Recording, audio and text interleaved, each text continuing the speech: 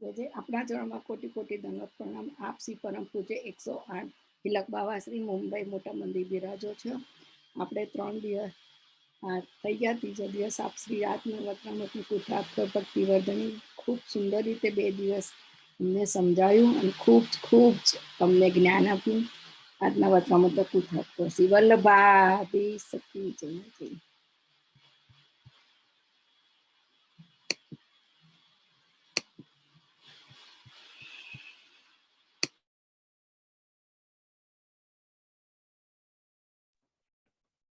સંભળાય છે બરાબર?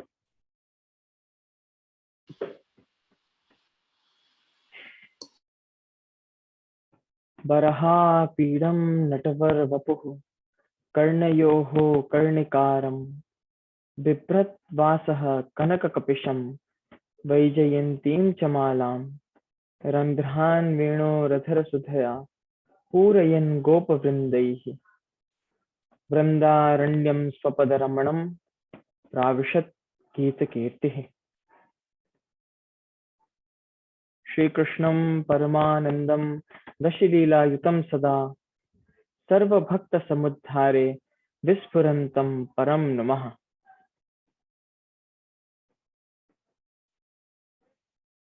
निगमकल्पतरोर्गलितं फलं शुकमुखादमृतद्रवसंयुतं पिबत भागवतं रसमालयं मुहुरहो रसिका भुवि भावुकाः.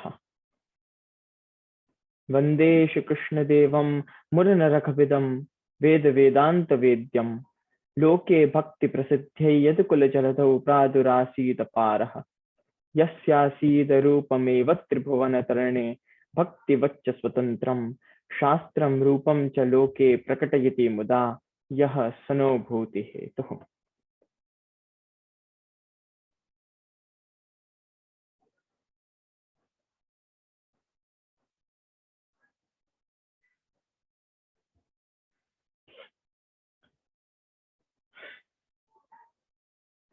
આરંભ કરતા પહેલા એક વાત તમને કેવી હતી કે મેં તમને કમિટમેન્ટ કરી દીધું હતું, એટલે આજનું કાર્યક્રમ રાખ્યું તો છે, પરંતુ મને થોડુંક વહેલું આજે પૂરું કરવું પડશે, કેમ કે મને પછી કોલેજ જવાનું છે. મારા બીજા સેમેસ્ટરના આચાર્યના બીજા સેમેસ્ટરના પછી એક્ઝામનું ફોર્મ ભરવાનું છે, અને તમે બધા મને ઓળખો જ છો, એટલે આજે લાસ્ટ ડેટ છે.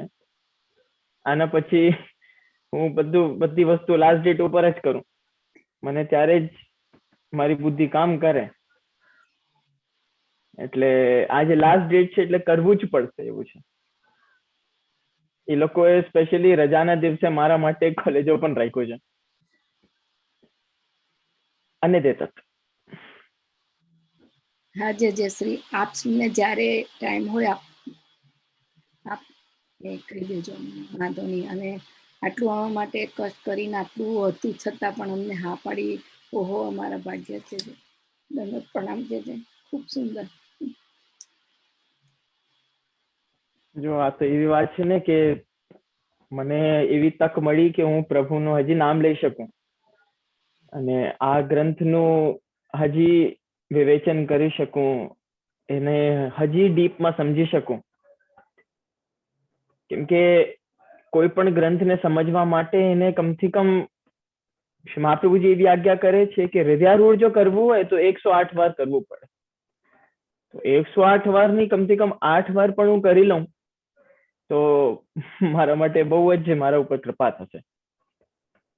તો ક્યારેક શું થાય કે કોઈ વસ્તુ સમજાવી હોય ને તો પોતે સમજવું અને પોતે એનું અધ્યયન કરવું એ બહુ જરૂરી છે.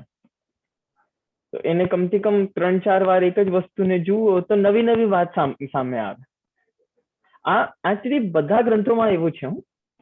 કેવલ આમાં ભક્તિવર્ધિનીમાં કે ષોડશ ગ્રંથોમાં એવું નથી, બધા ગ્રંથોમાં એવું છે. હું વ્યાકરણના ગ્રંથની પણ વાત કરું તો કોઈ પણ ગ્રંથ તમે લઈ લો, એને જો તમે 1 વાર કે 2 વાર કે 3 વાર પછી વાંચશો ને તો પ્રત્યેક વાર કઈ નવી વસ્તુ તમારી સામે આવશે, જે વસ્તુ પહેલા નતા આવી. મને તો લાગે છે જે શ્રીમદ ભાગવતનું જે અધ્યયન તમે બધા કરો છો, એનું જે કથાનું શ્રવણ કરો છો, તો એવું 100% એવું થતું હશે કે દર વખતે કઈ નવી વાત તમારી સામે આવે છે. અને શ્રીમદ ભાગવત તો એટલું મોટું છે કે કેટલી બધી વસ્તુઓ એની અંતર્ગત છે, અને શ્રી મહાપ્રભુજી કેટલું ગૂઢાર્થ એનું પ્રકટ કર્યું છે, જેને આપણે એક વારમાં તો શું સમજી શકીએ. અને તે આપણે પ્રકૃત વિષય ઉપર આવીએ. ભક્તિવર્ધિની ગ્રંથ આપણે જોતા હતા.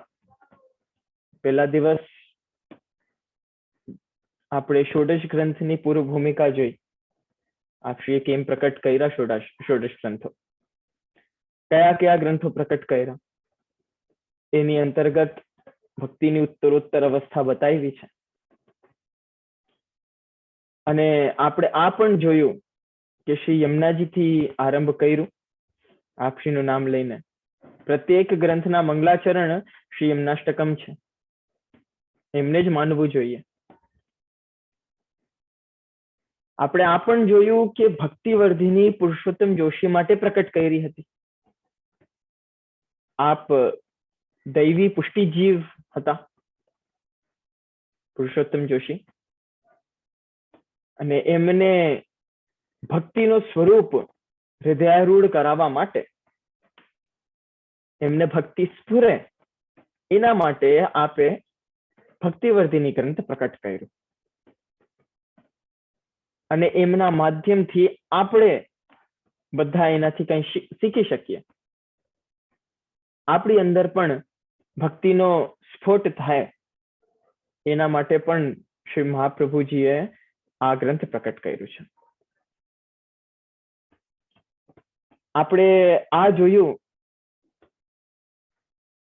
કે જીવમાં ભક્તિ છે, પરંતુ સૂક્ષ્મ રૂપથી છે. આપણે સંસારના કારણે એને ઢાંકી દીધું છે, અને આપણે બહાર નથી આવવા દેતા. આપણા અંદરનો જે વૈષ્ણવ છે એને આપણે દબાવીને રાખ્યો છે. એને એક બીજથી એક વૃક્ષ બનવા નથી દેતા. સૂક્ષ્મ રૂપથી વિદ્યમાન છે. તો આ ગ્રંથની અંતર્ગત શ્રી મહાપ્રભુજીએ આજ્ઞા કરી કે યથા ભક્તિ પ્રવૃદ્ધા સ્યાત તથોપાયો નિરૂપ્યતે, બીજ ભાવે દૃઢેતુ સ્યાત ત્યાગાત શ્રવણ કીર્તનાત. શ્રી મહાપ્રભુજીએ એવી આજ્ઞા કરી કે હું બીજ ભાવને દ્રઢ કરવા માટે આપને ઉપાય બતાવીશ. અને ઉપાય શું બતાવ્યા? ત્યાગ, શ્રવણ અને કીર્તન.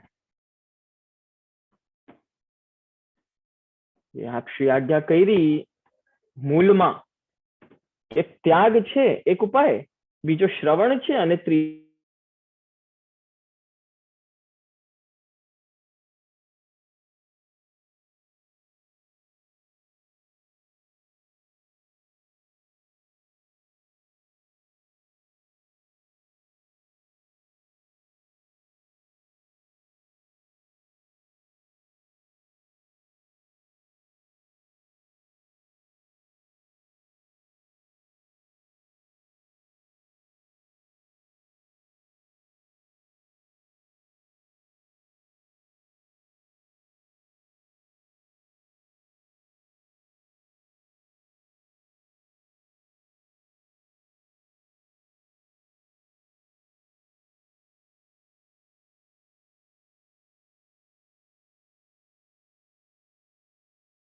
વૈષ્ણવો જેનું વાઈફાઈ એ થઈ ગયું છે હમણાં આવ્યો.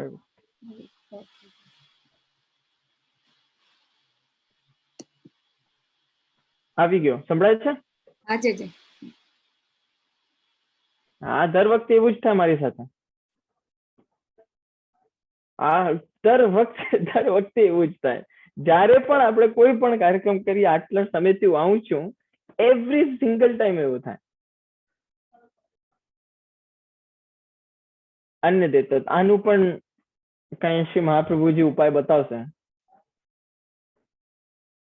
હા, ભક્તિનો તો નિરૂપણ કર્યું જ છે, આનું પણ કઈ ઉપાય બતાવશો?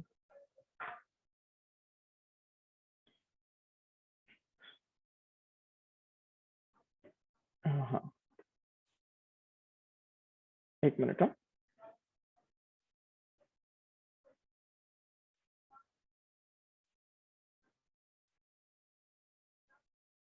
તો હા, શ્રી મહાપ્રભુજી આજ્ઞા કરી ત્યાગ, શ્રવણ અને કીર્તન. તો એટલે આનું અર્થ શું છે? શેનું ત્યાગ, કોનું શ્રવણ, કોનું કીર્તન? પ્રશ્ન આવે છે. તો અહીંયા ત્યાગની પરિભાષા બતાવી છે લાલુ ભટ્ટજીએ ટીકામાં, કે ત્યાગ એટલે કે ગ્રહ ત્યાગ, એટલે ઘરનું ત્યાગ. જોકે ભગવત પ્રાપ્તિ કરવી હોય તો એના માટે ઘરનો ત્યાગ આવશ્યક છે. સીધી વાત છે. સંસારમાં રહેતા ભગવદ ભાવને દૃઢ કોણ કરી શકે? આ જગતમાં તમે રહ્યો છો, 50 ઝંઝટ તમારી માથે છે, ભગવદ ભાવ કેવી રીતે દૃઢ થશે? ચિત્ત કેવી રીતે ચોંટાડશો? સેવા કેવી રીતે કરશો? એમ આવે છે તૃતીય સ્કંદમાં, કદાચ આવે છે કે યથા શિરસી ભારમ ગુરુ મુદ્વહન, કે એક માણસ જતો હતો, એના માથા ઉપર કઈ ભાર લઈને જતો હતો. ચાલતા ચાલતા એ થાકી ગયો, એને ભાર લઈને ખભા ઉપર મૂકી દીધું અને કે હા, હું તો હલકો થઈ ગયો ભાઈ. ભાર તો એટલો જ છે. એને માથાથી ઉતારીને ખભા ઉપર મૂકી દીધું, પણ ભાર એટલો જ છે. આપણે એમ વિચારીએ કે આ એક કામ આપણે કરી લેશું ને, એના પછી શાંતિ થઈ જશે. આ એક કામ આપણે પતાવી લઈએ પછી આપણે આરામથી સેવા કરશું. આ આપણે મારી જોબ એકવાર લાગી જાય એના પછી હું આરામથી ઠાકોરજી પધરાવીશું. અરે તમારી જોબ લાગી નથી, એની પહેલા જ તમે ઠાકોરજી નથી પધરાવી શકતા, તો લાગવા પછી શું કરવાનું?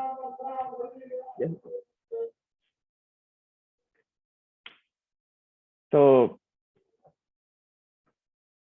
50 ઝંઝટ છે સંસારમાં. આપણે એકને ખતમ કરીએ તો બીજો આવે. એટલા માટે આમ કીધું છે ને, શતમ વિહાય ભોક્તવ્યમ સહસ્ત્રમ સ્નાનમ આચરેત, લક્ષમ વિહાય દાતવ્યમ કોટિમ ત્યક્ત્વા હરેમ ભજેત. 100 કામ છોડીને સૌથી પહેલા ભોજન કરી લેવું જોઈએ. 1000 કામ છોડીને સૌથી પહેલા આપણને સહસ્ત્રમ સ્નાનમ આચરે, સ્નાન કરી લેવું જોઈએ. 1,00,000 કામ છોડીને સૌથી પહેલા આપણને કોઈનાથી ઉધાર લીધો હોય તો એ ચૂકવી દેવું જોઈએ. અને 1 કરોડ કામ છોડીને સૌથી પહેલા પ્રભુની સેવા કરી લેવી જોઈએ. એને પ્રાયોરિટી બનાવો. તો સંસારના તો ઝંઝટ, સંસારના તો કાર્યો બધા થતા જ રહેશે.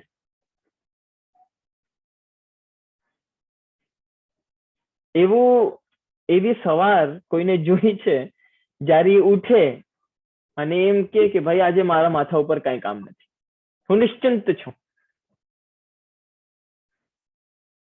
કોઈ પણ હોય એવું ક્યારે વિચાર્યું છે? એકવાર એને થોટ આપો કે એક સવાર પણ એવી જોઈ હોય જ્યારે તમે કહો કે હા, કઈ કામ નથી, હું એકદમ ફ્રી છું.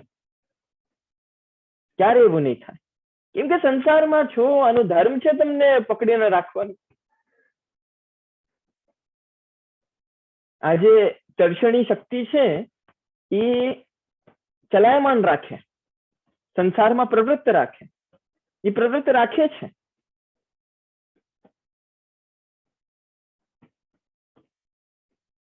તો સંસારમાં રહેતા ભગવત પ્રાપ્તિ કરવી એ બહુ જ ડિફિકલ્ટ ટાસ્ક છે. સંસારમાં રહેતા ભગવત પ્રાપ્તિ નહીં થાય.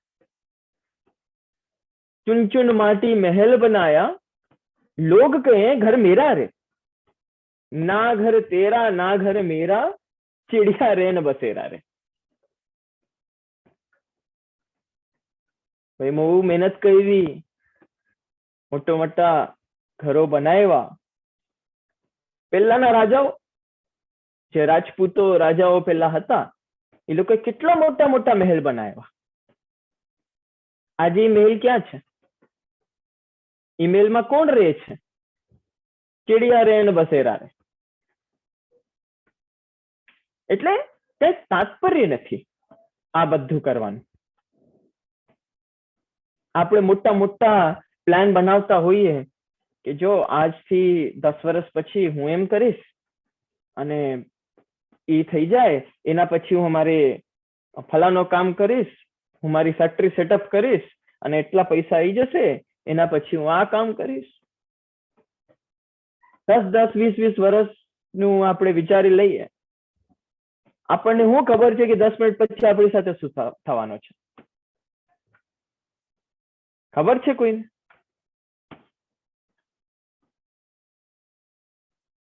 જે વસ્તુ થઈ નથી પહેલાથી, એની આપણે ચિંતા કરતા હોઈએ કે હું ત્યાં જઈશ અને ઓલાએ મને મારી સાથે વાત ન કરી તો.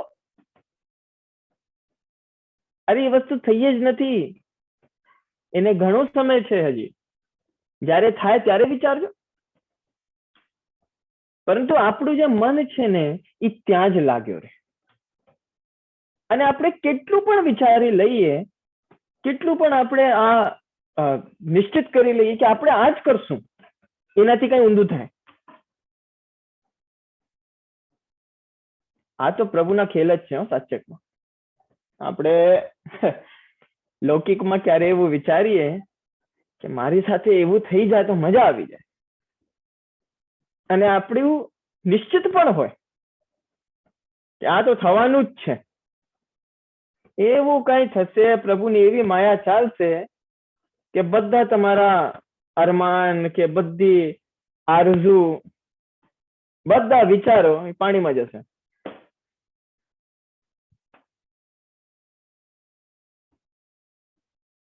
એટલે આશા હિ પરમમ દુઃખમ, નૈર્યાશમ પરમમ સુખમ. તો આપણે કેટલું પણ વિચારી લઈએ એનાથી ઊંધું જ થાય. શત શતોપી વિચારિતમ જીવ બુદ્ધ્યા અન્યથા ભવતિ. એનાથી અન્યથા જ થતું હોય છે. અને એમાં આપણને લાગે કે આપણી સાથે બહુ સારું થાય છે કે આપણી સાથે બહુ ખોટું થાય છે, એ પણ આપણા વિચારની જ વાત છે. આપણે એમ વિચારીએ કે ભાઈ આપણી સાથે સારું થાય છે એટલે સારું થાય છે. ફોર એક્ઝામ્પલ, અનુકૂળ વેદનીયમ ઇતિ સુખમ, પ્રતિકૂળ વેદનીયમ ઇતિ દુઃખમ. સીધી સીધી વાત છે. જે વસ્તુ આપણી અનુકૂળ ચાલશે એમાં આપણે તો સુખ માની લઈએ. જે વસ્તુ પ્રતિકૂળ ચાલશે, જે વસ્તુ આપણા મન અનુસાર ન થઈ, એને આપણે દુઃખ માની લેશું. એ આપણા હાથમાં છે. અને બધાના સુખો અને દુઃખોના માયના, બધાના વિચારો અલગ હોય છે. ભાઈ કોઈ જાડા વ્યક્તિને તમે એમ કહો, ભાઈ મારું તો વજન વધતો જ નથી, શું કરું? તો પાતળો ને પાતળો જ છું, શું કરું? પેલો જાડો વ્યક્તિ કહે છે કે અરે એવું હોય તો તમે મને આપી દો, આ જે શક્તિ છે ને પાતળા થવાની, એ મને આપી દો ને આ તમે લઈ લો. ઓલા માટે જાડું થવું એ સુખ છે અને જાડા વ્યક્તિ માટે પાતળું થવું એ સુખ છે. તો બધાના વિચારો ઉપર સુખ અને દુઃખની પરિભાષા હોય છે. અને આ જે સુખ છે, જે આપણે વિચારતા હોઈએ કે આપણને સુખ મળે છે, એ બધું ટેમ્પરરી છે. કેમ કે એવી પરિભાષા કદાચ મેં આને એક્સપ્લેન પણ કર્યું હતું લાસ્ટ ટાઈમ, કે જ્યારે પણ આપણને એવું લાગે કે કોઈ વસ્તુ મળવાથી બહુ જ આનંદ થશે, આ વસ્તુ મળી જાય ને એટલે મજા આવી જાય, પરમ આનંદની અનુભૂતિ થઈ જાય, જ્યારે આપણે એવું વિચારીએ ત્યારે તો આપણા મનમાં એના પ્રતિ બહુ જ એક્સાઇટમેન્ટ હોય ને આનંદ હોય, અને જેમ એ વસ્તુ પ્રાપ્ત થઈ જાય અડધું આનંદ ત્યાં ને ત્યાં વયો જાય એ પ્રાપ્ત થતાની સાથે, અને જે બાકીનો જે આનંદ છે એ બધું સમય જતા જતા જતા એ પણ આનંદ નિવૃત્ત થઈ જાય. એટલે ટૂંકમાં વાત શું થઈ કે સંસારમાં દુઃખ છે, મોમેન્ટરી જે આનંદ છે, મોમેન્ટરી જે સુખ છે એને આપણે આનંદ માની લઈએ, પરમાનંદ માની લઈએ. જેમ કે ક્યારે બહુ જોરથી લાગ્યું હોય તો ડોક્ટર પેન કિલર આપે છે. પેન કિલર ખાવાથી શું થાય? પેન કિલર ખાવાથી પેન દબાઈ જાય, દુખે નહીં. કેટલી વાર માટે? થોડાક સમય માટે, કોઈક કલાક કે એક દિવસ માટે, બસ. એના પછી પેન તો થવાનું જ છે, દુખશે તો ત્યારે પણ. તો એવું છે કે જ્યારે તમે સંસારમાં સુખ માનો છો તો એ ટેમ્પરરી છે, એમાં કઈ સુખની અનુભૂતિ કેવલ તમને થાય છે, એમાં નિરંતર નિત્ય જે આનંદ છે એ નથી. એટલા માટે અહીંયા કીધું છે કે સંસાર જે છે એ વ્યર્થ છે અને એમાં ભગવત પ્રાપ્તિ ક્યાં થઈ શકે? એના માટે તો ગ્રહ ત્યાગ કરવું પડે. જોવા જઈએ તો હિરણ્યકશિપુએ પ્રહલાદજીને વનમાં મોકલ્યો, ગુરુકુલમાં મોકલ્યો ભણવા માટે. પ્રહલાદજી પાછા આવ્યા, હિરણ્યકશિપુએ પૂછ્યું કે ભાઈ શું સમજમાં આવ્યું, શું ભણીને આવ્યા? તો પ્રહલાદજીએ કીધું કે હિત્વાત્મપાતમ ગૃહમંધકૂપમ વનમ ગતો યદ્ધરેમાશ્રયેત. કે જો ભગવાનની પ્રાપ્તિ કરવી હોય, પ્રભુની પ્રાપ્તિ કરવી હોય તો આજે અંધકૂપ રૂપી આજે ઘર છે એને ત્યાગ કરો, એને વનમાં ચાલો. ચિત્વાત્મપાતમ ગૃહમ અંધકૂપમ વનમ ગતઃ, વનમ ગતો, વનમાં જાઓ, યદ્ધરેમાશ્રયેત. વનમાં જવાથી, તમે ઘરથી દૂર જવાથી તમે આનંદની પ્રાપ્તિ કરી શકશો, તમે પ્રભુને પ્રાપ્ત કરી શકશો. આ પ્રહલાદજી કે છે. પરંતુ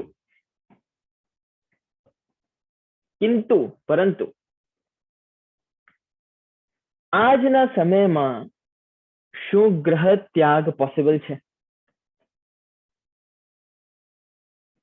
સાચેકમાં કોઈ ઘરનો ત્યાગ કરી શકે ખરો? વિચાર કરીને જુઓ.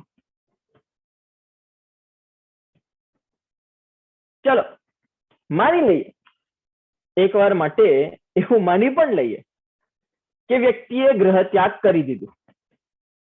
એને કીધું કે હટાવો, હવે મને તો ભાઈ ભગવત પ્રાપ્તિ કરવી છે, છોડો બધાને. ગ્રહનું ત્યાગ કરી પણ દીધો, માની લ્યો. પરંતુ ગ્રહ ત્યાગ કર્યા પછી એની ઇન્દ્રિયોનું શું થશે? એના મનનું શું થશે? ભાઈ ક્રિયાત્મક રૂપથી તો એને ગ્રહ ત્યાગ કરી દીધું, ઘર છોડી દીધું, પરંતુ એનું જે મન છે એ હજી તો ત્યાં ચોટ્યો છે ઘરમાં, કે મારા વગર મારા ઘરવાળાઓ કેમ હશે, ઈ મારા વિશે શું વિચારતા હશે. મન તો ત્યાં ત્યાં લાગ્યું છે. જે ઇન્દ્રિયો છે એના ઉપર નિયંત્રણ કેવી રીતે કરશે? જીવે ગ્રહ ત્યાગ કરી દીધું, શું એને સંસારના પદાર્થો બાધિત કરવાના નથી? તોય કરશે. શું મનમાં નહીં કરે? કરે. ઇન્દ્રિયો ભૌતિક પદાર્થને જોશે તો એ આકર્ષિત થશે જ.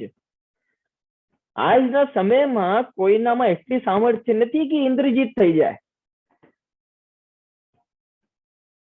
કે મન ઉપર કાબુ કરી લે, નિયંત્રણ કરી લે. કોઈનામાં એટલું સામર્થ્ય નથી. આ ચંચલ ચિત્તની વૃત્તિ છે, ઇન સંસારની તરફ દોડશે જ. તો આ ગ્રહ ત્યાગ કરવાનું તાત્પર્ય શું થયું? જયારે ગ્રહ ત્યાગ કર્યું ને મન ત્યાં ને ત્યાં ચોંટ્યું છે, તો ગ્રહ ત્યાગ કરવાનું તાત્પર્ય શું? એના કરતા તો ઘરમાં સારા હતા, કમથી કમ આરામથી સુઈ તો શકતા હતા. યા જેઠ से नारी भाई सोई भट्ट में आयो. एक बार એક સ્ત્રી એના જેઠ સાથે બનતી નહોતી. આખો દિવસ એ બાતતા કે ફલાની એવી છે ને ફલાનો એવો છે. બહુ ક્લેશ થતા ઘરમાં. ઘરમાં જે વડીલ હતા એમને આમ વિચાર્યું કે મોટો ઘર છે, આપણે ઘરના બે ભાગ કરી દઈએ. એક ભાગ વાળો બીજી જગ્યા ના આવી શકે ને બીજા ભાગ વાળો એ જગ્યા ના આવી શકે. બધા પોતપોતાનું જીવન જીવે. એમને અલગ કરવા માટે બધા લાગ્યા સામાન લઈને, કોઈ અહીંયા ફરે, કોઈ ત્યાં જાય. અંતમાં એવું થયું કે ઓલી સ્ત્રી અને એનો જેઠ એક ભાગમાં આવી ગયા સાથે. એટલે જેના માટે આટલી ઝંઝટ કરી, ઘર અલગ કર્યું, બે ભાગ કર્યા, ક્લેશ ન થાય, એ બંને સાથે આવી ગયા. તો જ્યાં જેઠ તે ન્યારી ભાઈ અલગ ભાઈ સોઈ ભટ્ટમાં આવ્યો. એ જ મારી જગ્યા આવી ગયો મારી સાથે. તો આજ તો તાત્પર્ય થયું કે આ તમે વિષયો અને ભૌતિક પદાર્થોથી અલગ થવા માટે ગ્રહનો ત્યાગ કરતા હતા. તો એ તો ગ્રહ ત્યાગ કર્યા પછી પણ મન તો ત્યાં ને ત્યાં લાગ્યું છે. તો તાત્પર્ય શું થયું? આજે જીવ તાદૃશ જીતેન્દ્રિયત્વાદિ ગુણ રહિત. ટીકામાં આ લાલુ ભટ્ટજી આ ટીકામાં આજ્ઞા કરે છે કે જે તાદૃશી થવું અને જે જીતેન્દ્રિય થવું, ઇન્દ્રિયો ઉપર વિજય પ્રાપ્ત કરવાનું જે ગુણ છે, ઇત્યાદિ ઇત્યાદિ જે ગુણો છે, એનાથી જીવ આજે રહિત છે. એનામાં આટલી સામર્થ્ય નથી કે એક જગ્યા બેસીને અને ભગવાનની સેવા કરી શકે અને ત્યાં ચિત્ત લગાડી શકે. ચેતસ્તત પ્રવણમ સેવા આજ્ઞા તો કરી છે, પણ કોણ લગાડી શકે છે? આપણે ઘરમાં જ નથી લગાડી શકતા, વનમાં જ નથી લગાડી શકતા, તો ક્યાં લગાડશું? એટલા માટે આજ્ઞા કરી.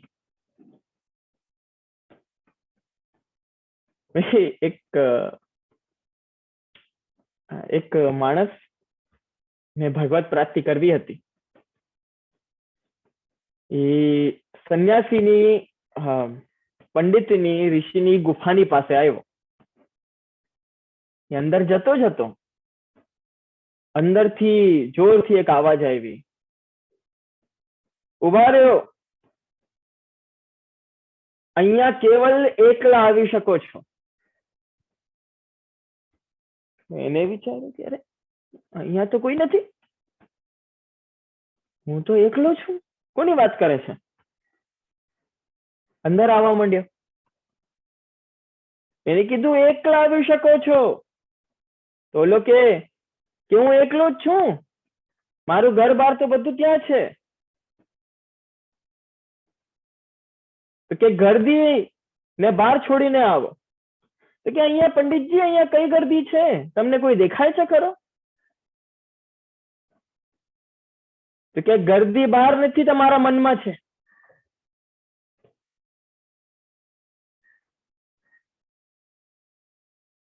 એ હજી એમ કે છે કે મારા ઘર બહારની હું છોડીને આવ્યો એટલે ગર્દી એના મનમાં છે.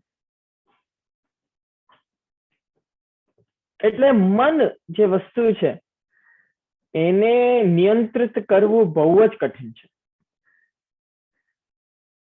એના નિયંત્રણ માટે આપણને અભ્યાસ લાગે. અભ્યાસ એને તું કૌંતે, અભ્યાસથી જ આ મન નિયંત્રિત થતો હોય છે. આપણે જે એકાદશીનો વ્રત કરીએ ને, એ ખબર છે શેનો દ્યોતક છે? એ મનનો દ્યોતક છે. કેમ કે 10 ઇન્દ્રિય અને એકાદશવું મન. તો મનની શુદ્ધિ માટે આપણે એકાદશીના દિવસે આપણે વ્રત કરતા હોઈએ કે ભાઈ મન શુદ્ધ થાય. કેમ કે એવું છે સાયન્સના હિસાબે તમે જુઓ તો જ્યારે પણ શુદ્ધિ કરવી હોય ત્યારે અન્નને છોડવું પડે. જ્યારે અન્નને છોડશો, જલ ઉપર નિર્વાહ કરશો તો શુદ્ધિ થશે. ડિટોક્સિફાય જેને કહીએ, ડિટોક્સ જે વસ્તુ હોય છે એ થશે જ્યારે અન્નને છોડશો. અને નાનો બાળક હોય એ પણ ત્યારે જ છુવાય છે, અડી જાય છે જ્યારે એ અન્ન ગ્રહણ કરવાનું શરૂ કરી દે. એની પહેલા નાનો બાળક છુવાતો નથી. તો આ જે એકાદશીનો વ્રત છે એ મનને નિયંત્રિત કરવા માટે છે. કોઈ તરહ મન નિયંત્રિત થઈ જાય.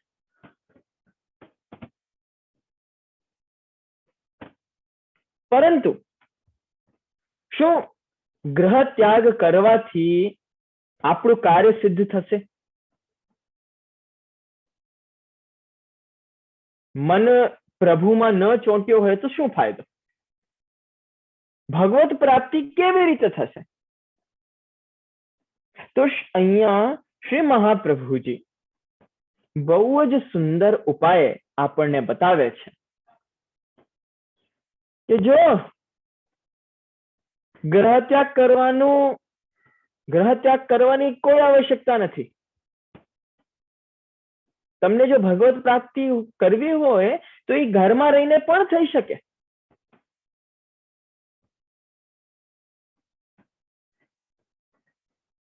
કેવી રીતે?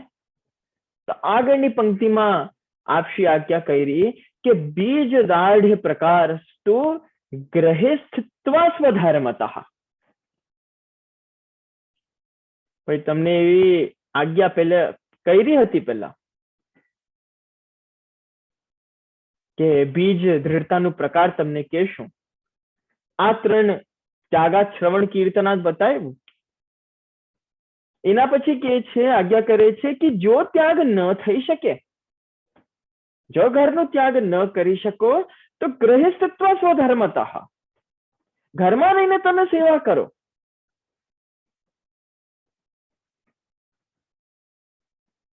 ઘરમાં રહીને તમે તમારું સ્વધર્મનું પાલન કરો.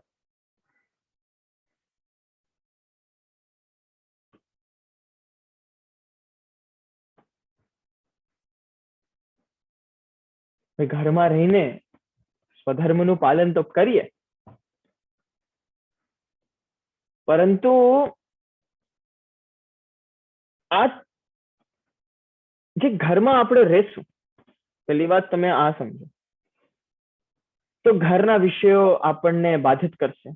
ગૃહાદેહ ટીકામાં એવું આવે છે કે ગૃહાદેહ વિષયાસક્તિ સંપાદકતયા ભજન પ્રતિબંધકત્વેન ગૃહાદિ ત્યાગ.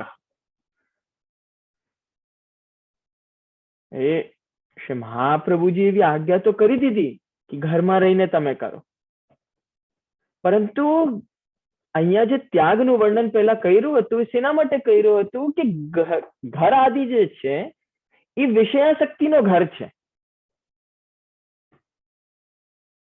અને ભજનમાં પ્રતિબંધ એ કરશે. એના માટે આ ઘરને ત્યાગ કરવા માટે બતાવ્યું છે. તો એના માટે શું કરીએ? એના માટે ઉપાય આ છે કે વ્યક્તિ ઘરમાં રહીને સેવા તો કરે, પરંતુ એનો મન પહેલા શુદ્ધ કરી દે. આ છે ઓપ્શન,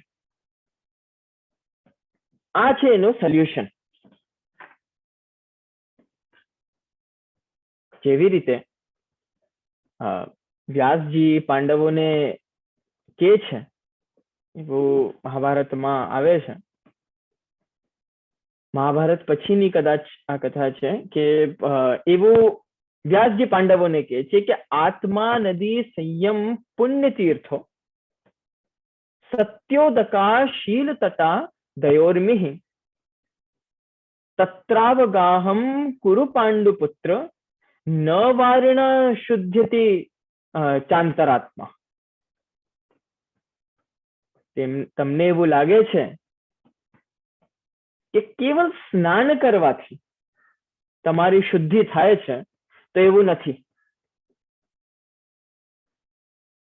કેવલ તમે સ્નાન માત્ર કરી લ્યો અને એકદમ પવિત્ર થઈ જાઓ એવું વિચારો, તો એવું નથી. કેમ કે ઈ તો કેવલ બાહ્ય શુદ્ધિ થઈ. આંતરિક શુદ્ધિનો શું? આત્માની શુદ્ધિ કેવી રીતે કરશું? એટલા માટે એમને કીધું કે કેવલ જલથી સ્નાન કરવાથી એ આત્માની શુદ્ધિ નહીં થાય. તો કેવી રીતે થશે? કે જો આત્મા જે છે ને એને તો નદી માની લ્યો, એટલે નદીને આત્મા માની લ્યો, અને નદી પાસે જે પુણ્ય તીર્થો છે એને સંયમ માની લ્યો. જે તટ છે નદીનો એને શીલ માની લ્યો. શીલ એટલે કે શુદ્ધ આચરણ, એ માની લ્યો. અને જે નદીની લહેરો છે એને દયા માની લ્યો. આ નદીમાં જ્યારે તમે સ્નાન કરશો, જેની અંતર્ગત સંયમ, જેમાં સંયમ છે, શીલ છે અને દયા છે, આ બધા એવી નદીમાં જ્યારે તમે સ્નાન કરી લેશો ત્યારે માનજો કે તમે શુદ્ધ છો. જો આનાથી આપણી પુષ્ટિમાર્ગની કેવી લોજિકલ વાત એક સેટ થાય છે. આપણે જ્યારે અપરસ કરીએ ત્યારે આપણે શું કરીએ કે સ્નાન કરી લઈએ અને માની લઈએ કે આપણે અપરસમાં છીએ. પરંતુ અપરસનું તાત્પર્ય શું છે? અસ્પર્શ. અસ્પર્શ મૂળ શબ્દ અસ્પર્શ, નોટ અપરસ. એ અસ્પર્શ ધીરે ધીરે કરીને અપભ્રંશ એનું થઈ ગયું છે અપરસ. પરંતુ તાત્પર્ય શું છે એનું? કે સ્પર્શ ન કરવું, એને કહેવાય અપરસ, અસ્પર્શ. ભાઈ શેનો સ્પર્શ ન કરવો? ભૌતિક પદાર્થોનો સ્પર્શ ન કરવો.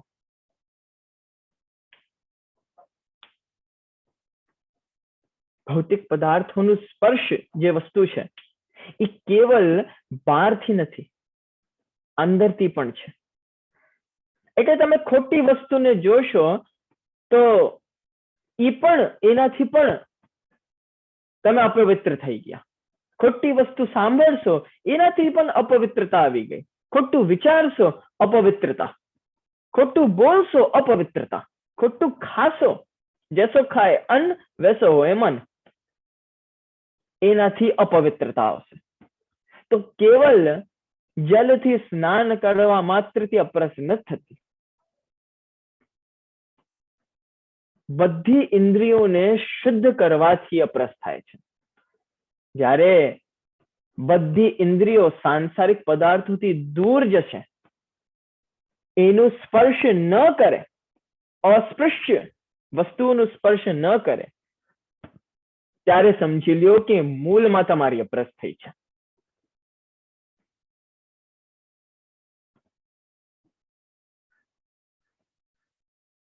એટલે ઘરમાં રહીને આ નભાવવું એ બહુ કઠણ છે. પરંતુ શાસ્ત્રમાં ગૃહસ્થાશ્રમ સૌથી મોટો બતાવ્યો છે.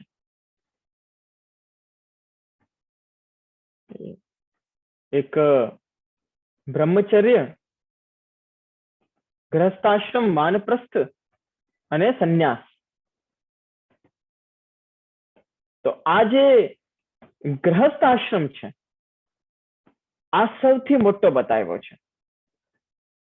કેમ? સૌથી મોટો તો સંન્યાસ હોવો જોઈએ. ગૃહસ્થાશ્રમ કેમ મોટો બતાવ્યો?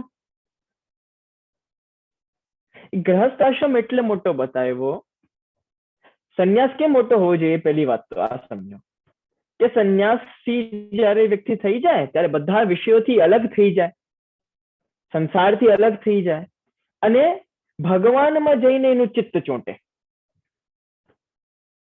ત્યારે એને પ્રભુ પ્રાપ્તિ હોય એના પછી. તો સંન્યાસ સૌથી મોટો હોવો જોઈએ. પરંતુ શું બતાવ્યું કે ગૃહસ્થાશ્રમ સૌથી મોટો. એવું કેમ? કેમ કે જેટલું પણ પ્રભુ પ્રાપ્તિના સાધન છે,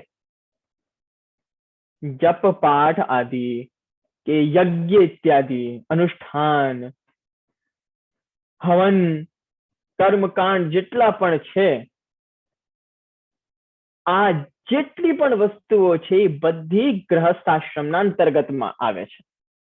જ્યારે વ્યક્તિ ગૃહસ્થાશ્રમમાં હોય ત્યારે આ બધું કરે. અને સાથે સાથે જો એ ગૃહસ્થાશ્રમ વાળા જે એના જે માતા પિતા છે એને પણ સંન્યાસ લઈ લીધો હોત તો એ ક્યાંથી આવત?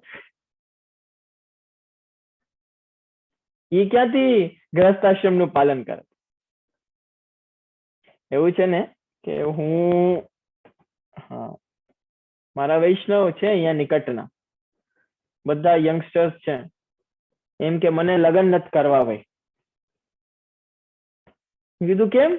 કે બહુ ઝંઝટ છે સંસારમાં, લૌકિકમાં પડી જશું, અમે તો આપની પાસે રહેશું. અચ્છા એવું છે? વાહ, બહુ ઉચ્ચ વિચાર છે. વાહ, બહુ જ સારું.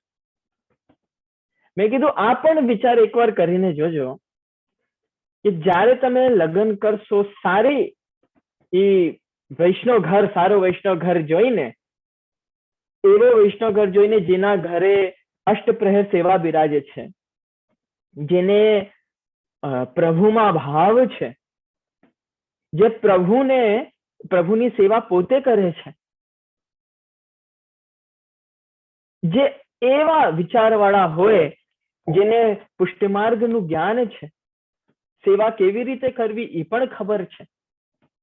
જ્યારે એવું ઘર તમને મળે અને તમે જ્યારે લગ્ન કરશો, તમારો બાળક જ્યારે થશે તો એને કેવા સારા સંસ્કાર મળશે એ તો વિચારો.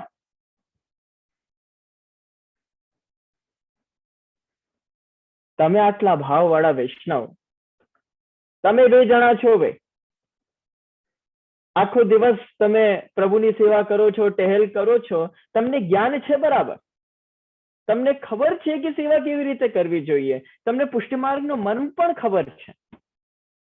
તમારાથી વધારે સારા સંસ્કાર તમારા બાળકને કે આગળની પેઢીને કોણ આપી શકે છે?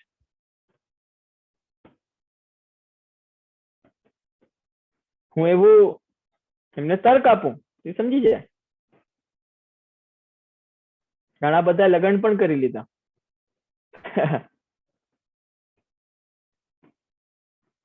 તો આ વસ્તુ એમ સમજવાની જરૂરી છે કે જ્યારે આજની તારીખમાં શું થાય કે યંગસ્ટર્સને કે બાળકોને આટલું ખબર નહીં પડે કે આપણને છે ને વૈષ્ણવ ઘર જોવાનું, કે આપણને એવી સેવાભાવ વાળી જે પત્ની છે કે સેવાભાવ વાળો જે પતિ છે એવું જોવાનું, એ બધું નહીં વિચારે.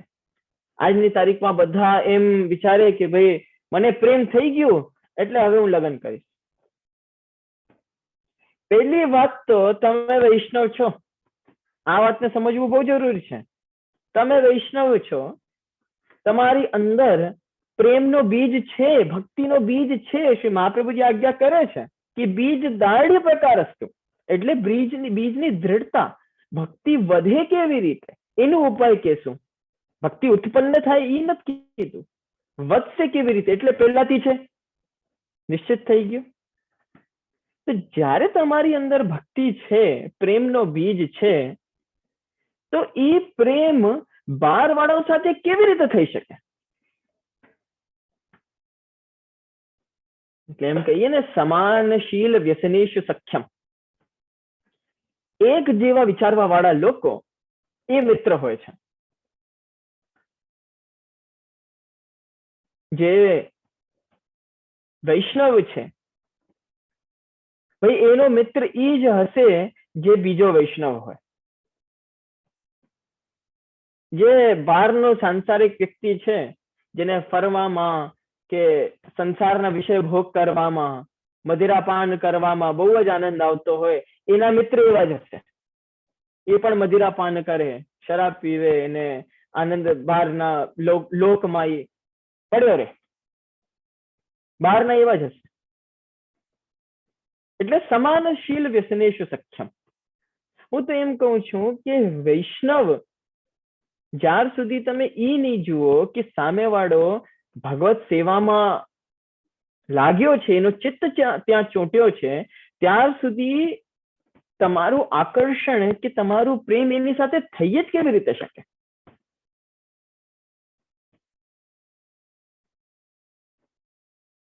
આપણે જયારે ધ્રુસભાન 84 વૈષ્ણવની વાર્તા વાંચતા હોઈએ તો યંગસ્ટર્સને એમાં રસ કેમ ના આવે? કેમ કે એની સાથે રિલેટ નથી કરી શકતા. એમનું જીવન બહુ અલગ છે. કેમ એ લોકો પિક્ચર જુએ તો એ લોકોને બહુ મજા આવે. કોઈ પણ પિક્ચર જોવા જાય તો કે ઓ આ તો મારી લાઈફ સ્ટોરી છે ભાઈ. એટલે સાચેકમાં તો ભાઈ શરમ આવી જોઈએ, તમારી લાઈફ સ્ટોરી દેખાડે છે એ લોકો. તમે એની સાથે રિલેટ કરી શકો છો, એ બહુ જ એમ જોવા જઈએ તો બહુ જ નિંદનીય છે.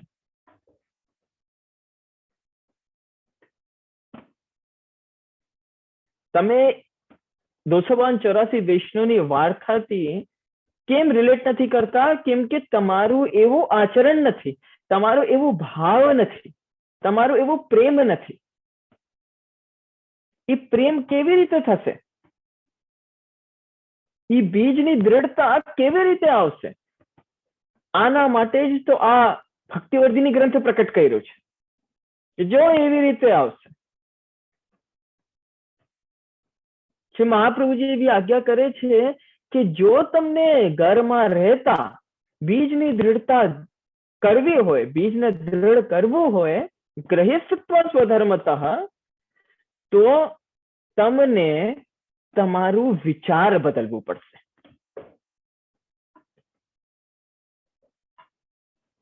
તમારી જે નોર્મલ થોટ પ્રોસેસ છે, જે તમે વિચાર કરો છો તો ચાલે છે ભાઈ. કામ, સંસાર એવી વસ્તુ છે, કામ એવી વસ્તુ છે જે નાનપણથી કરીએ તો જ્યાર સુધી મૃત્યુ ન થઈ જાય ત્યાર સુધી એ કામ જ કરતો હોય છે. એ તો જિંદગી ભર ચાલશે. એમાં ના નથી. શ્રી મહાપ્રભુજી શું કહ્યું? ગ્રહિષ્ઠત્વ, ઘરમાં રહ્યો, કઈ ચિંતા નથી. ગ્રહિષ્ઠત્વ, ઘરમાં રહીને સ્વધર્મતઃ, એટલે સ્વધર્મને ઘરમાં રહીને કરો. એ કેવી રીતે થશે? જ્યારે તમે તમારું દૃષ્ટિકોણ બદલશો. તમે થોડાક નવા સંસ્કાર લાવવા પડશે, એનાથી વાત બનશે ભાઈ. ઓલી ક્યાંની કારિકા છે, ઓલી રાસની કારિકા આવે છે ને કે ક્રિયા સર્વાપી સૈવાત્ર પરમ કામો ન વિદ્યતે. ભાઈ કાર્ય તો બધા એવા જ છે, ઈ જ છે, બસ કામ નથી. કામ તત્વ જે છે એ કામ તત્વ નથી, ક્રિયા તો ઈ જ છે, કાર્ય તો ઈ જ છે. પરંતુ અને સોરી, એવી જ રીતે તમે કાર્ય તો એ જ બધા કરવાના. સંસારમાં રહીને જીવન તમારું જેવી રીતે ચાલે છે એવી જ રીતે જીવવાના, પરંતુ એમાં આસક્ત નહીં થાવ. જે કાલે વાત આવી હતી, પુષ્કર પત્રવત તમારું જીવન હોવું જોઈએ. હર્ષ શોકાતીત બની જાઓ. પુષ્કર પત્રવત એટલે જે કમલનો પત્તો હોય એની ઉપર તમે પાણી નાખો તો એ પાણીના બબલ્સ થઈ જાય, અને જ્યારે એ પત્તાને એને શું કહેવાય, ઝટકા આપવાને શું કહેવાય, ઝાડવાને, સમજી ગયા ને તમે, વાત સમજી ગયા ને? બસ જ્યારે આમ કરી દો ત્યારે બધા જે પાણીના બબલ્સ છે એ બધા નીકળી જાય, પાણી આખો નીકળી જાય, એ પત્તો એમ ને એમ સુખો ને સુખો થઈ જાય. તમે એમ જ રહ્યો. સંસારની આવી વસ્તુ આવીને ચોંટી હટાવો, નથી જોતી. સિમ્પલ વસ્તુ છે, એને હટાવો.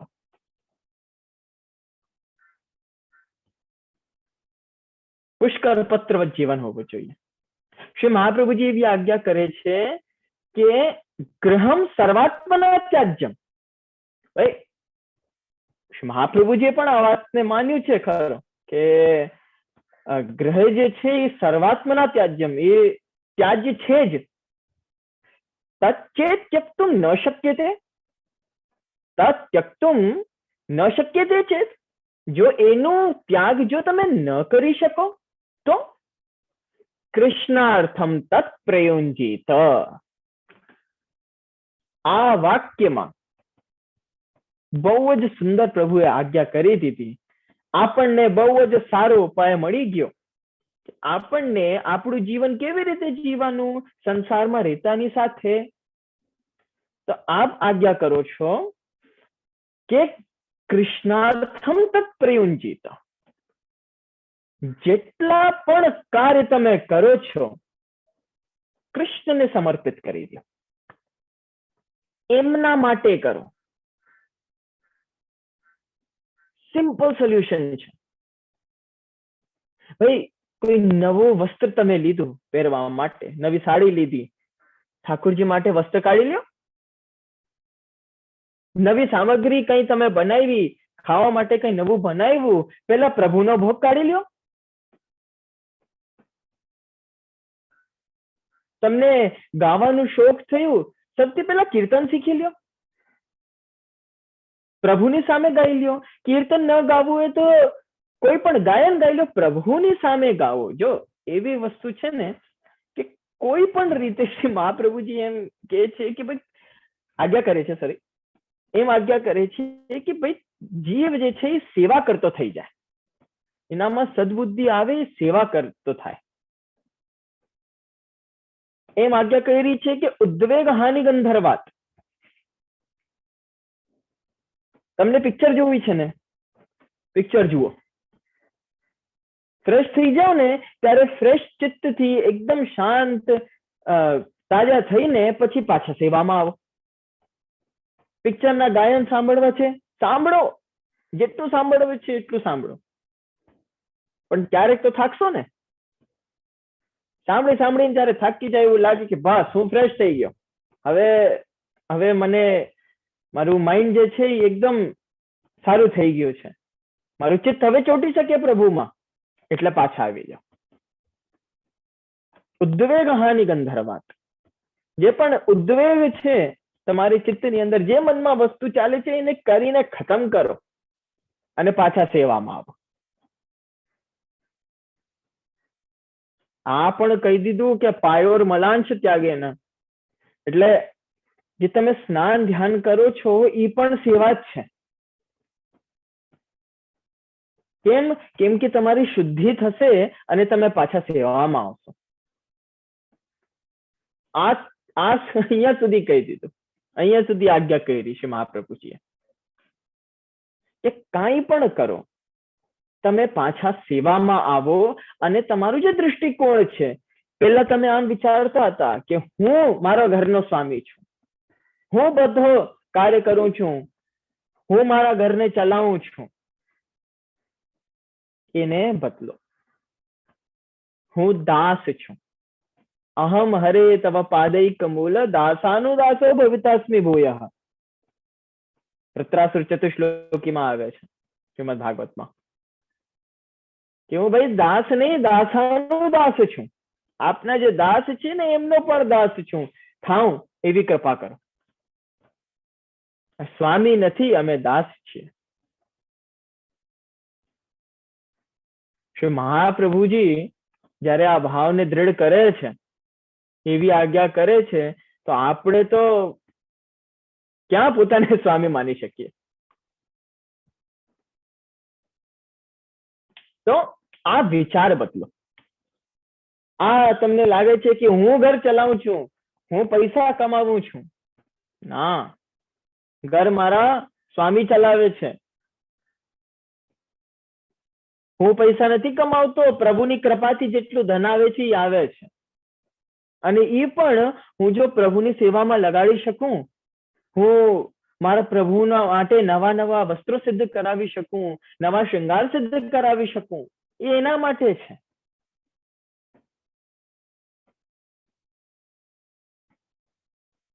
એમ વિચારતા હોઈએ કે જેટલા પણ કાર્યો થાય છે એ મારાથી થાય છે, હું કરું છું એટલે થાય છે. એવું નથી, પ્રભુ તમારાથી કરાવે છે એટલે થાય છે. આ અહંકાર, અહમની ભાવના જે છે એને હટાવો. દાસ છો ભાઈ, દાસ શું કરી શકે? દાસ તેના સ્વામી ઉપર નિર્ભર જ છે ને. આ જે વિચાર શૈલી છે, આ જે થોટ પ્રોસેસ છે, એને બદલવાનું છે. એનાથી કૃષ્ણાર્થમ તત્પ્રયુંજીત, જે પણ કાર્ય કરો છો એમના માટે કરો છો, આ વિચાર રાખશો તો આગળ શું કીધું? ગૃહમ સર્વાત્મના ત્યાજ્યમ તચ્ચેત ત્યક્તુમ ન શક્યતે. ગ્રહ ત્યાજ્ય છે, જો એનો ત્યાગ ન કરી શકો, કૃષ્ણાર્થમ તત્પ્રયુંજીત, ભાઈ કૃષ્ણને બધું સમર્પિત કરશો, એનાથી શું થશે? તમારું સંસાર જશે. આગળ શું કીધું? કૃષ્ણ સંસાર મોચક.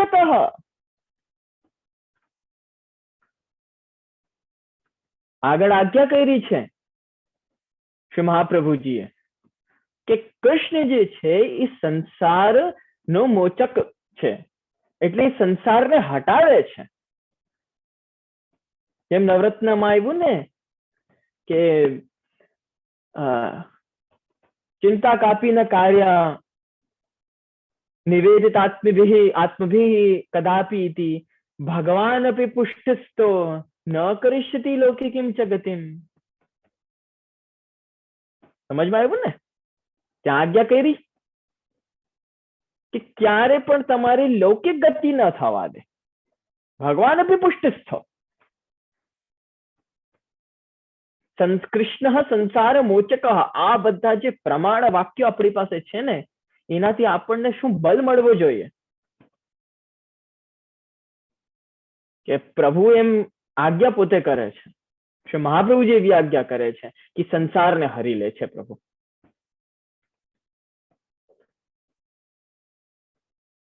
જ્યારે પ્રભુએ ગોવર્ધન લીલા કરી ત્યારે બ્રજ ભક્તોનું સંસાર જ તો છોડાયો. એમની બીજામાં આસક્તિ છોડાવીને પોતાનામાં નિરુદ્ધ કર્યું. જેમ કે મેં નિરોધ લક્ષણમ જયારે આપણે થોડુંક યત્કિંચિત એની ચર્ચા કરી હતી ષોડશ ગ્રંથોમાં, ત્યારે આપણે આ પણ જોયું હતું કે પ્રભુના જેટલા પણ કાર્ય છે એ બધા એમનામાં નિરુદ્ધ કરાવવા માટે છે. પ્રભુમાં કોઈ તરી જીવ નિરુદ્ધ થઈ જાય એના માટે છે. એટલે નિરુદ્ધ થઈ જાય એનો મતલબ શું? કે સંસાર હટી જાય, લૌકિક હટી જાય, અને જીવ લૌકિક થી હટીને અલૌકિક થઈ જાય. સેવા ફલમમાં બતાવ્યું છે કે 3 જે ફલ છે એ સાયુજ્ય અને સેવોપયોગી દેહ અને અલૌકિક સામર્થ્ય. સેવા કરતા કરતા આ 3 ફળ આવશે. સેવામાં આ 3 ફળ મળશે. સાયુજ્ય મળશે, સેવોપયોગી દેહ મળશે અને અલૌકિક સામર્થ્ય મળશે. તો જ્યારે તમે સેવા કરશો તો ઈ ફળ કેવી રીતે મળે? કેમ કે કૃષ્ણ સંસાર મોચક, કૃષ્ણ જે છે એ સંસારને છોડાવે છે, દૂર કરે છે. એક જગ્યા તો ગોવર્ધન લીલામાં પ્રભુએ બ્રજભક્તોનો સંસાર છોડાવ્યો, પછી ગોપિકાઓ માટે દોષાપનયનમ, હીનાંગ પૂર્તિ, ગુણાધાન, કેટલા પ્રમાણો આવે છે. ગોપ બાળકોને જ્યારે કાલિયા નાગ દમનની કથા આવે છે ત્યારે મેં તો ઘણી વાર એનું વર્ણન કર્યું છે, ટૂંકમાં તમને બતાવું કે જ્યારે કાલિયા નાગ એમાં જલમાં આવ્યો તો વિષયુક્ત જલ થઈ ગયો અને પ્રભુ રમતા હતા ગોપ બાળકો સાથે, તો એમની ગેંદ પાણીમાં ગઈ. તો એ બધા ગોપ બાળકો પાણીમાંથી ગેંદ કાઢવા ગયા, એમને તરસ લાગી, એ વિષયુક્ત જલ ગ્રહણ કરી લીધું અને એમની દેહ છૂટી ગઈ. હવે અહીંયા પ્રશ્ન એવો આવે છે કે પ્રભુએ એવું કાર્ય કેમ કર્યું કે પ્રભુ તો સર્વ સામર્થ્યવાન છે ભાઈ, ગોપ બાળકોની દેહ કેમ છૂટવા દીધી? એના માટે કેમ કે એમની જે દેહ પહેલા હતી, એ જે ગોપ બાળકો પ્રભુ સાથે રમતા હતા એ સેવા ભાવથી નથી રમતા હતા, એ એમને સખા જાણીને રમતા હતા. એટલે એ લોકો પુણ્ય એકત્રિત કરતા હતા. તો જે ગુણમય એમની જે દેહ હતી એનો ત્યાગ પ્રભુએ કરાવ્યો. કે જેટલા પુણ્ય એમને એકત્રિત કર્યા હતા પ્રભુની સાથે રમી રમીને, તો જ્યારે એમની દેહ છૂટી ગોપ બાળકોની વિષુપ્ત જલ ગ્રહણ કરીને, તો એ જે ગુણમય દેહ હતી એ ગઈ અને પછી પ્રભુએ અલૌકિક દેહનું દાન કર્યું, અલૌકિક દેહ આપ્યો. તો પ્રભુ સંસારના મોચક છે, પ્રભુ સંસારને દૂર કરે જ છે. અને પ્રભુનું આ પણ એક વાક્ય છે કે ગૃહેશ્વા વિશતામ ચાપી પુંસામ કુશલ કર્મણા મદ્વાર્તાયા તયામાનામ ન બંધાય ગૃહામતાઃ. આ પણ આપનો પ્રભુનો એક વાક્ય છે કે સંસારમાં રહેતા, આ જો કેવું આ એક સ્ટેમ્પ મારે છે આ વાત ઉપર, પ્રમાણ વાક્યની જેમ આવે છે. એવું જ્યારે ક્યારેક પણ કોઈ પણ વાતને એમ પ્રમાણ શાસ્ત્રમાં મળે ને તો બહુ જ આનંદ થાય અંદરથી. એવું લાગે કે હા, આ વાત શ્રી મહાપ્રભુજી આજ્ઞા કરી છે, આ પ્રભુના વાક્ય છે, પ્રભુએ આજ્ઞા કરી છે, તો અત્યધિક આનંદ થાય અંદરથી, મન એકદમ પ્રફુલ્લિત થઈ જાય. તો અહીંયા પ્રભુએ આજ્ઞા શું કરી કે સંસારમાં રહેતા જે જીવ સંસારમાં રહે છે પરંતુ મારી કથા પણ કરે છે, મારો શ્રવણ પણ કરે છે અને મારી સેવા પણ કરે છે, આ બધાથી જે પરાયણ છે એના માટે ઘર બંધનકારી નથી. શ્રી મહાપ્રભુજીની વાત એકદમ ફિટ થઈ ગઈ. શ્રી મહાપ્રભુજી આજ્ઞા કરી ગ્રહે સિક્વા સ્વધર્મતઃ. બીજાને પ્રશ્ન હતું કે ભાઈ ઘરમાં તો આટલી ઝંઝટ છે, કેવી રીતે કરશે? તો અહીંયા પ્રમાણ વાક્ય આવી ગયું કે સંસારમાં રહેતાની સાથે જે મારી કથા કરે છે, મારું શ્રવણ સેવા કરે છે, એમને ઘર બાધિત નથી કરતું. અને એમના માટે શું વિશેષણ લગાડ્યું? કુશલ. કુશલ એટલે કે સ્માર્ટ. જે બહુ સ્માર્ટ હોય, સુલझેલો વ્યક્તિ હોય ને, એને કહેવાય કુશલ. તો એ કુશલ કેમ છે, સ્માર્ટ કેમ છે? કેમ કે એમને ખબર છે કે આ સંસાર એવો છે, પણ મને પ્રભુનું નામ લેવું છે. તો અહીંયા શ્રી મહાપ્રભુજીની વાત અહીંયા પ્રમાણિત થાય છે. અને સાથે સાથે અહીંયા જે આમ કીધું કે શ્રી મહાપ્રભુજી આજ્ઞા કરી કે કૃષ્ણાર્થમ તત્ પ્રયુંજીત કૃષ્ણ સંસાર મોચક, એનું પણ પ્રમાણ વાક્ય ઉદ્ધવજી આપે છે કે ત્વયોપભુક્ત સ્રગ ગંધવાસો અલંકાર ચર્ચિતા ઉચ્ચિષ્ટ ભોજનો દાસાત તવ માયા જય મહી. એટલે આપનું જે પ્રસાદી ચંદન છે, જે અલંકારો છે એ અમને લગાડ્યા છે, એટલે આપનો પ્રસાદી. એ શબ્દ ઉપર ધ્યાન આપજો, પ્રસાદી. જે આપનું ઉચ્ચિષ્ટ છે, જે આપનું અધરામૃત છે, એ અમે ગ્રહણ કર્યું છે. હે પ્રભુ, હવે આ જો આપની માયા શક્તિ છે ને, એ અમને બાધિત ન કરી શકે. કેમ કે ઉચ્ચિષ્ટ ભોજનો દાસા, ઉચ્ચિષ્ટ ભોજનો દાસા, અમે આપનું ઉચ્ચિષ્ટ લીધું છે, આપનું પ્રસાદી લીધું છે. એટલા માટે કૃષ્ણ સંસાર મોચક. અને એટલા માટે જો તમે આ દૃષ્ટિકોણથી પ્રભુની સેવા કરો, બધું પ્રભુને સમર્પિત કરીને, ઠાકોરજીને જે પણ તમારી વસ્તુઓ છે, જે પણ તમારી પાસે છે, જે આપણે બ્રહ્મસમન મંત્રમાં બોલતા હોઈએ કે મારી જેટલી પણ વસ્તુઓ છે એ ઠાકોરજી આપને સમર્પિત છે, મારા પત્ની પુત્ર ઇત્યાદિ ઠાકોરજી આપને સમર્પિત છે. ભાઈ પ્રભુ, એ બધું જ્યારે તમે પ્રભુને સમર્પિત કરશો તો ગૃહસ્થત્વ સ્વધર્મતઃ, ઘરમાં રહીને સ્વધર્મનું પાલન, સેવા કરવામાં કાંઈ બાધા નથી, આરામથી તમે કરી શકો. આગળ આ બતાવ્યું કે અવ્યાવૃત્તો ભજેત કૃષ્ણમ પૂજયા શ્રવણાધિપી. જો એક બહુ જ સુંદર સોક્રેટીસની એક મને કથા હમણાં સ્મરણ આવી. એવું હોય છે ને કે જીવ જ્યારે પણ કોઈ વસ્તુને વિચારે કે ભાઈ મને આ કાર્ય કરવું છે, પ્રોક્રાસ્ટિનેશન બહુ કરે.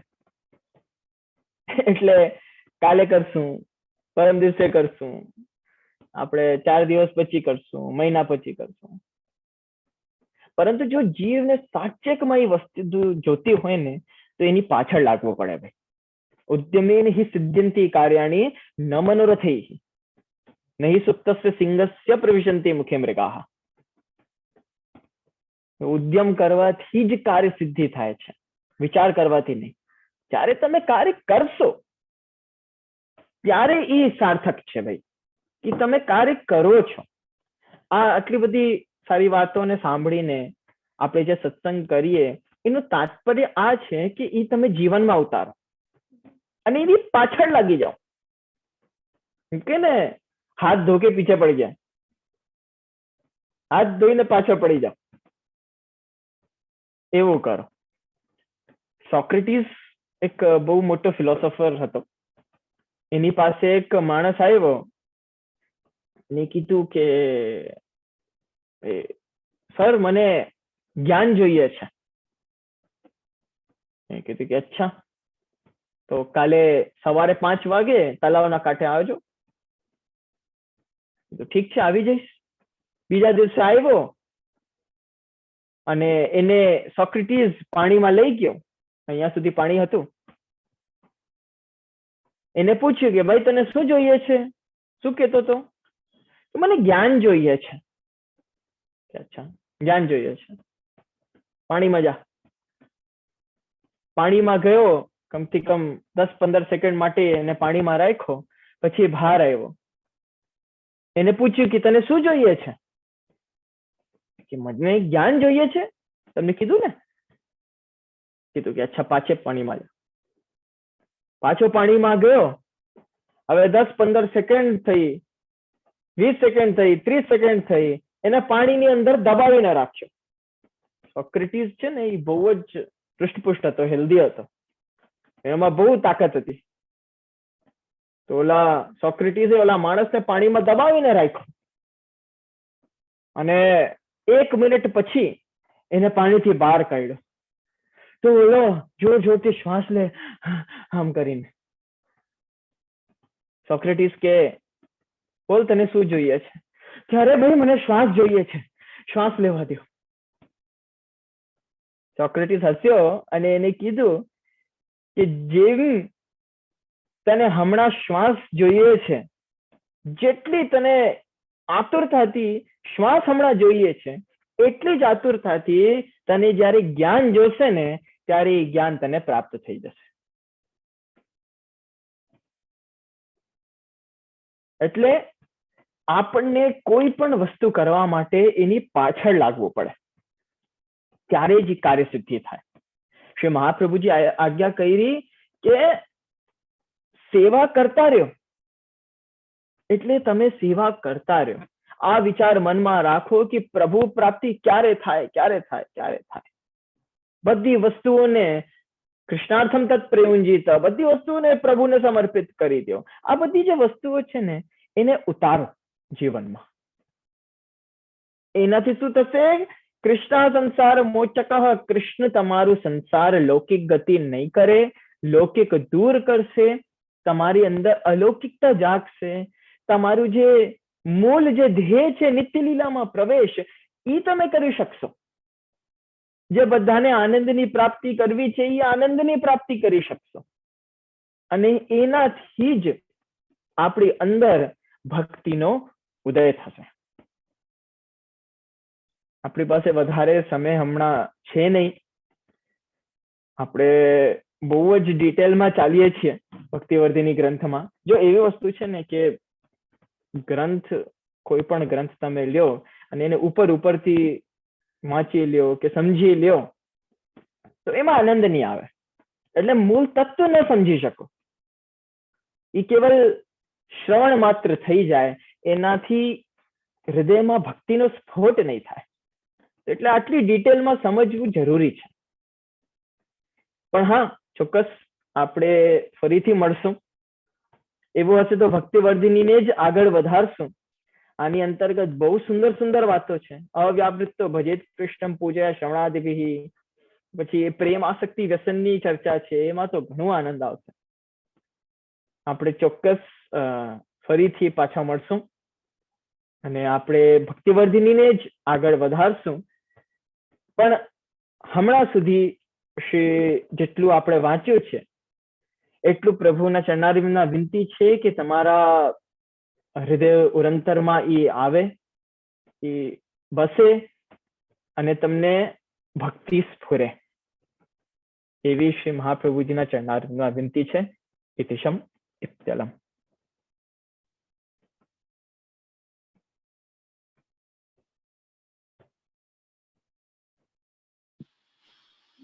જય જય. ખૂબ સુંદર આજ